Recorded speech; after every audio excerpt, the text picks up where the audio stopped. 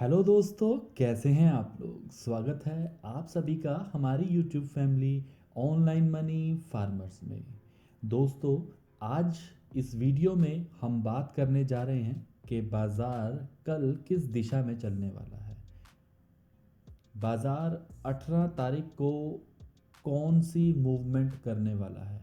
क्या बाज़ार नीचे की तरफ जाएगा, क्या बाज़ार ऊपर की तरफ जाएगा, या फिर एक्सपायरी के चक्कर में बाज़ार एक ही रेंज में निपट जाएगा।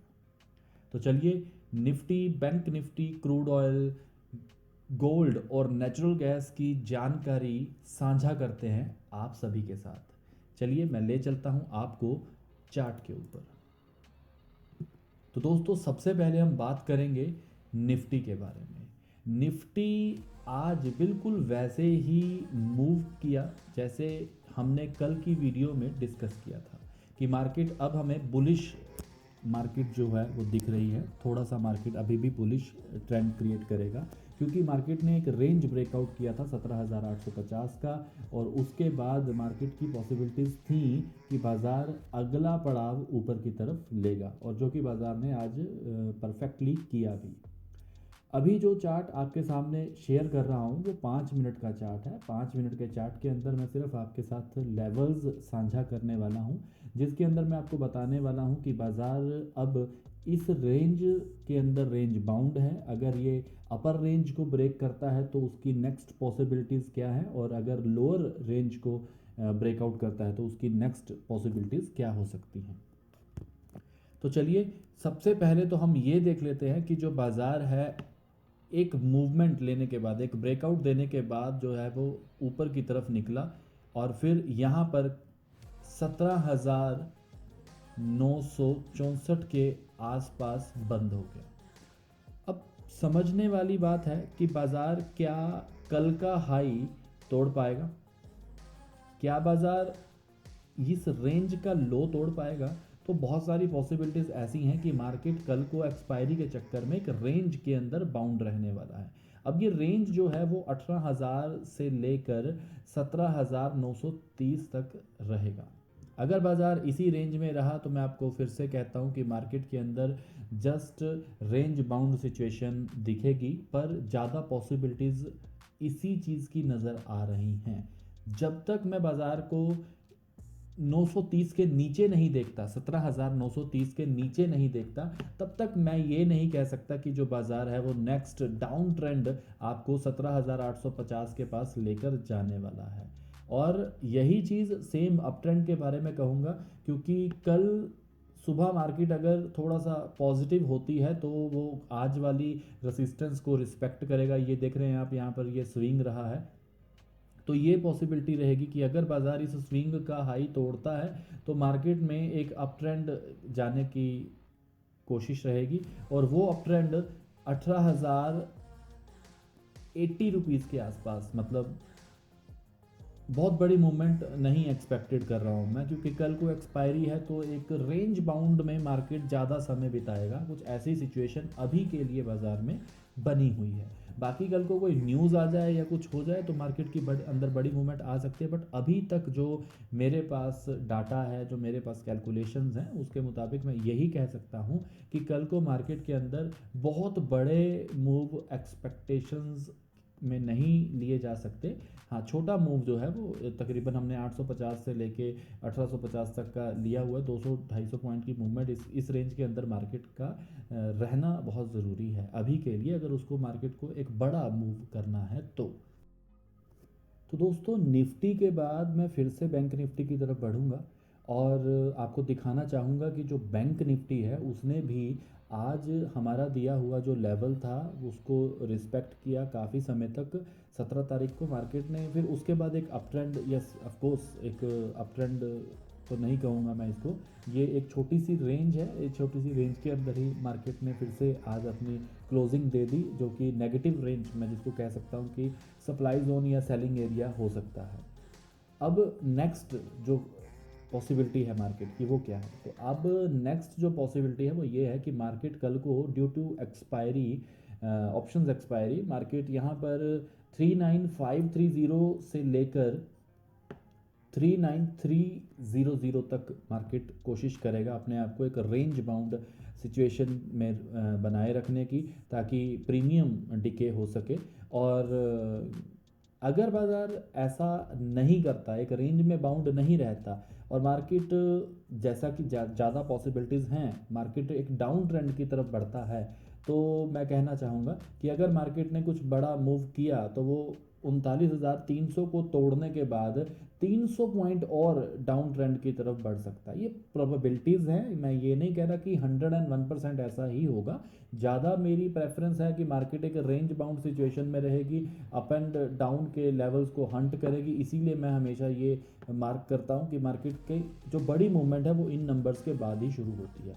बट फिलहाल आप सिर्फ इतना समझ लीजिए कि जो मार्केट है वो कल को बड़ी मूवमेंट ना कर एक रेंज बाउंड सिचुएशन में चलेगी, जिसके अंदर मैं आपको बता चुका हूँ 39,300 से लेके 39,530 तक मार्केट की रेंज बाउंडेशन है। और अगर अप ट्रेंड की तरफ मार्केट बढ़ा तो मार्केट 39,770 की तरफ जा सकता है, और डाउन ट्रेंड की तरफ मार्केट ने लो तोड़े तो मार्केट 39,000 की तरफ कंटिन्यू नेगेटिव अप्रोच क्रिएट कर सकता है। निफ्टी, बैंक निफ्टी के बाद अब हम चलते हैं कमोडिटीज़ की तरफ। कमोडिटीज़ में सबसे ज़्यादा ट्रेड करने वाली चीज़ क्रूड ऑयल। और क्रूड ऑयल, जैसा कि मैंने आपको कल बताया था, वीडियो आप देख सकते हैं, पुरानी वीडियो आई बटन में उसका लिंक है। हमने ये कल क्लियर किया था कि जो बाज़ार है वो डाउन ट्रेंड में है, बट अब डाउन ट्रेंड की तरफ बढ़ना थोड़ा सोच समझकर बढ़ना चाहिए। उसके पीछे जो वजह बताई थी वो ये बताई थी कि मार्केट ऑलरेडी अपने लो लेवल्स की तरफ जा चुका है। 6850 का कल मार्केट क्लोजिंग था। मार्केट एक डाउन ट्रेंड ऑलरेडी पकड़ चुका है, बड़ी मूवमेंट उसमें आ चुकी है। अब अगर मार्केट में आप सेलिंग साइड बैठते हैं तो एकदम फ्री माइंड होकर मत बैठिए, क्योंकि मार्केट बार बार ऊपर के लेवल्स को हंट करने की कोशिश कर सकता है। अगर आप ध्यान से देखेंगे तो यहाँ पर वो सारी कोशिश मार्केट की आपको नज़र आएगी। यहाँ पर आप देख सकते हैं, यहाँ पर बाजार ने कोशिश की, मैं मार्क करता हूँ। यहाँ से मार्केट एक अप ट्रेंड की तरफ बढ़ा, फिर डाउन ट्रेंड में आया, फिर एक अप ट्रेंड दिखाया, फिर डाउन ट्रेंड में आया। वही बेस, वही लो बनाकर मार्केट फिर से एक ऊपर की तरफ अप ट्रेंड क्रिएट करता है, और फिर मार्केट सेम टाइम नीचे की तरफ नेगेटिव हो जाता है पूरी तरह से। क्लोजिंग के समय से पहले पहले मार्केट ने कुछ 2 घंटों में, 3 घंटों में मार्केट को फिर से एक अप ट्रेंड की तरफ ले जाया गया, और वहीं पर उसकी क्लोजिंग हो चुकी है। आज की मार्केट की क्लोजिंग 6969 के आसपास हुई है, और कल को जो मार्केट की प्रोबेबिलिटी है वो यही है कि मैं फिर से यही कहूँगा, मार्केट में एक रेंज बाउंड सिचुएशन रहने वाली है, जो कि 7,080 रुपये से लेकर 6,830 रुपये तक की रेंज बाउंड एरिया में मार्केट घूमेगी। अगर मार्केट 6,830 रुपये के लो को तोड़ भी देता है तो भी मार्केट में बहुत बड़ी मूवमेंट या बहुत बड़ी गिरावट मैं एक्सपेक्ट नहीं कर रहा हूँ, बिकॉज अगेन यहाँ पर एक सपोर्ट है जो कि 6,650 रुपये की आपको देखने को मिलेगी। बट अगर मार्केट अप ट्रेंड की तरफ बढ़ता है तो थोड़ी सी करेक्शन मार्केट के अंदर अच्छी हो सकती है, जो कि 7,080 रुपये के लेवल को तोड़ने के बाद मार्केट कंटिन्यू चलेगी, जो कि तकरीबन 200 से 300 पॉइंट की मूवमेंट बाजार ले सकता है, जो कि 7300 के पास बाजार आपको जाकर खड़ा कर सकता है। अब फिर से प्रोबेबिलिटीज़ की बात, मार्केट का मेन गेम जो है वो प्रोबेबिलिटीज़ के ऊपर चलता है। ये बिल्कुल भी प्रिडिक्शन कहना इसके बारे में कि ऐसा ही होगा, ये थोड़ा गलत हो जाएगा। मेरा मकसद आप तक वीडियो के माध्यम से अपनी नॉलेज को पहुंचाना है, ना कि टिप्स को पहुंचाना। मैं फिर से अपनी वही डिस्क्लेमर अगेन एंड अगेन देता रहता हूं कि मेरे दिए हुए लेवल्स के ऊपर ट्रेड मत कीजिए।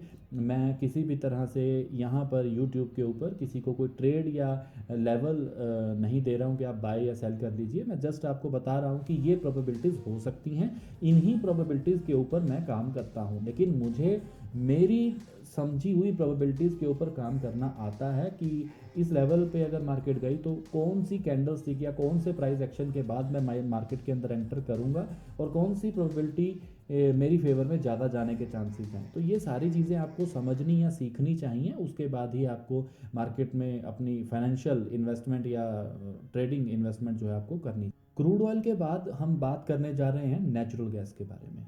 नेचुरल गैस MCX का है, जो कि आप याद कर रहे हों, अगर कल वाली वीडियो जिन्होंने नहीं देखी है वो आई बटन में जाकर ज़रूर देखिएगा, क्योंकि कल वाली वीडियो में मैंने क्लियर बोला था कि बेशक नेचुरल गैस अप ट्रेंड में आपको दिखाई दे रहा है, बट मुझे ऐसा नहीं लग रहा कि ये एक अप ट्रेंड होना चाहिए। बिकॉज अगर अप ट्रेंड हो भी, तब भी मैं इस लेवल पे मार्केट को बुलिश नहीं मानूंगा या फिर बुलिश एंट्री नहीं करूंगा, बिकॉज मार्केट रेसिस्टेंस के करीब है, जो कि मार्केट को धोखा देने के लिए बनाया जाता है, रेसिस्टेंस है, हंट किया जाता है। तो ऐसे में हम बाइंग प्रोबेबिलिटीज़ के ऊपर काम ना कर कर नेगेटिव सेलिंग प्रोबेबिलिटीज़ के ऊपर काम करेंगे। फिलहाल अगर आप ध्यान से देखें तो यहाँ पर आपको साफ दिखाई दे रहा होगा, जो मार्केट है उसने सुबह एक गैप अप लिया, गैप अप के बाद मार्केट थोड़ा सा बुलिश फर्स्ट 15 मिनट में, उसके बाद मार्केट एक ही रेंज के अंदर बाउंड रहा, फिर उसने एक फेक अप ट्रेंड क्रिएट किया जो कि वो नॉर्मली करता है। आफ्टर दैट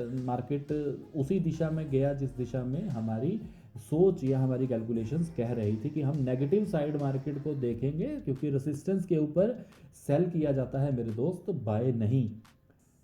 अगर रेसिस्टेंस टूटता है तब हम करेक्टिवली मार्केट को देख सकते हैं कि यस, मार्केट अगर किसी रेसिस्टेंस को तोड़ देता है, जैसा कि आज मैंने आपके सामने मार्क किया है, अगर मार्केट कल को रेसिस्टेंस को तोड़ता है तो नेक्स्ट प्रोबेबिलिटी है कि मार्केट अप ट्रेंड की तरफ बढ़ेगा। लेकिन कल को मार्केट में थर्सडे है, तो मैं आपको सिर्फ इतना ही कहना चाहूँगा कि नेचुरल गैस की कल को इन्वेंट्री आएगी, इन्वेंट्री के कारण मार्केट के अंदर एक होप होती है बड़े मूव की। बड़े मूव को ऊपर की तरफ दिखाया जरूर जा सकता है, लेकिन बड़ा मूव जो है वो अभी भी नीचे की तरफ अगर आए तो ज़्यादा बेहतर और ज़्यादा बड़ा मूव आपके पकड़ में आएगा। फेक अप ट्रेंड आएगा, बेशक आ सकता है, बट मैं फिर से यही कहूँगा कि मैं अभी भी अप ट्रेंड की तरफ नहीं सोचूंगा। सिर्फ और सिर्फ अप ट्रेंड तभी सोचा जा सकता है जब मार्केट 770 रुपये के ऊपर सस्टेन कर जाएगा। सस्टेन का मतलब होता है कि मार्केट के अंदर बहुत सारी कैंडल्स वहाँ पर सस्टेन कर रही हैं, मार्केट उसके बाद बुलिश होता है। अगर मार्केट सीधा ही एक अप ट्रेंड क्रिएट करता है और इसको तोड़ देता है तो 80 to 90% मैं कह सकता हूँ कि मार्केट नेगेटिव हो जाएगा मेरे दोस्त। मैं कोई भविष्यवाणी नहीं कर रहा हूँ, मैं सिर्फ आपको अपनी कैलकुलेशन बता रहा हूँ, अपने एक्सपीरियंस के ऊपर बेस्ड कैलकुलेशन बता रहा हूँ। तो देखते हैं कल को क्या होता है, आपको क्लियर हो जाएगा। अगर कल मार्केट के अंदर इन्वेंट्री के टाइम पे डाटा नेगेटिव दिखाकर और फिर मार्केट के प्राइस को ऊपर जंप कराया गया, फिर भी मार्केट में पॉसिबिलिटी नीचे की रहेगी। सिर्फ और सिर्फ एक ही कारण है, अगर मार्केट 770 रुपये के ऊपर सस्टेन कर जाता है, then you can go for buy for the target of 813 रुपये। अदरवाइज मैं नहीं कहूँगा कि आप बाइंग की तरफ जाएं, मैं यही कहूँगा आप सेलिंग की तरफ जाएं। अगर मार्केट गैप डाउन होता है तब भी आप सेलिंग को ही प्रेफर करें। इवन ये एक लेवल ऐसा है जिसमें आप बड़ी होल्डिंग्स की तरफ भी देख सकते हैं, बट वो पैटर्न अभी बना नहीं है कि मैं आपको बाय या सेल एंट्री लेवल बता दूं, नहीं, अभी वो पैटर्न नहीं बना है। बट हाँ, ये जरूर कह सकता हूँ कि मार्केट अपने रेसिस्टेंस को परफेक्टली छू चुका है और बहुत बड़ी जो मार्केट की मूवमेंट है वो आपके सामने दिख सकती है।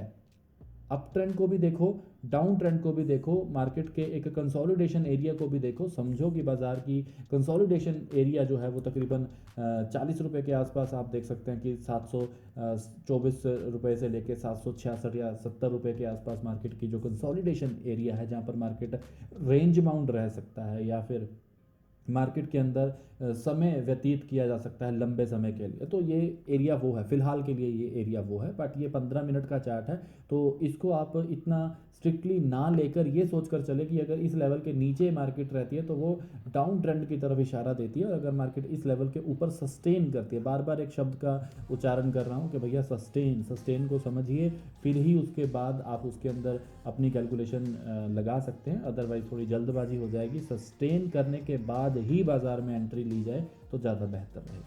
तो जैसा कि आपको याद होगा, कल हमने फॉरेक्स गोल्ड के बारे में भी डिस्कशन किया था और आपको बताया था कि जो मार्केट है वो $1810 से लेकर $1750 के बीच में तकरीबन 60 रुपये की मूवमेंट जो है वो रेंज बाउंड एरिया के अंदर कर सकती है। मार्केट में ये भी बताया था कि मार्केट ज़्यादा प्रेफर डाउन ट्रेंड की तरफ करेगी, और आज की कैंडल में आपको वो डाउन ट्रेंड दिखा होगा, कहीं ना कहीं आपने मार्केट में एक नेगेटिविटी आते हुए देखी होगी। बट मैं फिर से यही कहूँगा कि बड़ी जो गिरावट जिसको हम कह सकते हैं वो इस लेवल के नीचे सस्टेन करने के बाद ही आप देख सकते हैं, जो कि $1680 तक मार्केट को लेकर जाएगा। और अच्छी एक उछाल जिसको हम कह सकते हैं वो 1810 के ऊपर आपको देखने को मिल सकती है। मैं यहाँ पर सिर्फ अभी गोल्ड के फॉरेक्स पैटर्न के बारे में आपसे बात कर रहा हूँ। आने वाली वीडियोस के अंदर हम ज़रूर कोशिश करेंगे कि इंडियन गोल्ड और सिल्वर को बीच में इन्वॉल्व करें, और साथ के साथ कुछ शेयर्स के बारे में भी हम बात करें, जिनसे आपको मार्केट की और ज़्यादा नॉलेज मिल सके।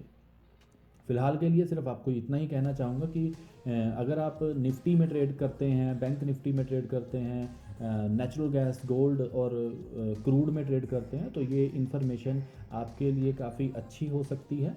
और फिर से लास्ट में डिस्क्लेमर यही दूंगा कि मेरे बताए हुए लेवल्स के ऊपर ट्रेड मत कीजिए। एजुकेशनल पर्पस के लिए उन लेवल्स को देखिए, समझिए, सीखिए। बहुत कुछ आपको सीखने को मिलेगा और पता चलेगा कि यस, मार्केट में अगर हम टेक्निकली चीज़ों को पढ़ते हैं या सीखते हैं तो हम उस बाज़ार को काफ़ी हद तक समझने में माहिर हो सकते हैं। 101% तो कोई भी नहीं है और ना कोई हो सकता है इस बाज़ार में, क्योंकि हर ये जो मार्केट है ये तकरीबन आपके मेरे जैसे बहुत सारे ट्रेडर्स का एक ग्रुप है जो इसमें ट्रेडिंग करता है। इसके बाद बहुत बड़े बड़े इंस्टीट्यूशंस हैं जो इसके अंदर इन्वॉल्व हैं। इसके बाद गवर्नमेंट की पॉलिसीज़ का इम्पैक्ट इसके अंदर इन्वॉल्व है, फॉरेन मार्केट का इम्पैक्ट, ग्लोबल मार्केट की ट्रेंड, कैसा मार्केट पॉजिटिव है या नेगेटिव है, वो बहुत सारी चीज़ें इसके अंदर इन्वॉल्व हैं। साइकोलॉजी को बिल्ड करना यहाँ पर हमें सीखना पड़ता है, जिससे मार्केट में पैसा भी बनाया जा सकता है।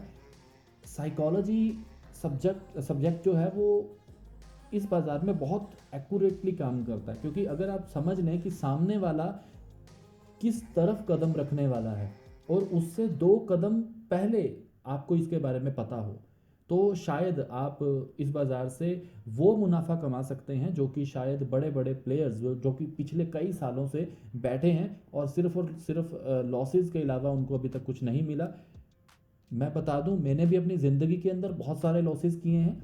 लॉसेस से ही इंसान सीखता है, प्रॉफिट से इंसान सीखता नहीं है। प्रॉफिट से आती है आपके अंदर सिर्फ एक ईगो, और लॉसेस जब आपको टाइम टू टाइम आते जाते हैं तो वो आपकी ईगो कंट्रोल रहती है और आपको लर्न करने की आदत बनी रहती है। आप सीखने की अपनी क्षमता को बढ़ाते रहते हैं और अच्छे से अच्छी नॉलेज गेन करने की कोशिश करते हैं। तो मैं भी दोस्तों यहीं से सीखा हूँ और यहीं पर वो सारी जो मेरी नॉलेज है आप लोगों तक पहुँचा रहा हूँ। तो मेरी आप सभी से निवेदन है, मेरे दिए गए नंबर्स के ऊपर, मेरे दिए गए लेवल्स के ऊपर सीधा डायरेक्टली ट्रेड मत करें और अपनी जमा पूंजी, अपने कीमती पैसे को बर्बाद मत करें। ये वीडियो एजुकेशनल पर्पस के लिए है और इसको एजुकेशनल पर्पस के लिए ही रखिए। सीखिए, दिल जी जान लगा कर सीखिए। मैं चाहता हूँ कि आप लोग सीखें और पैसा बनाएं। चलिए, thank you so much, love you. मिलते हैं नेक्स्ट वीडियो में।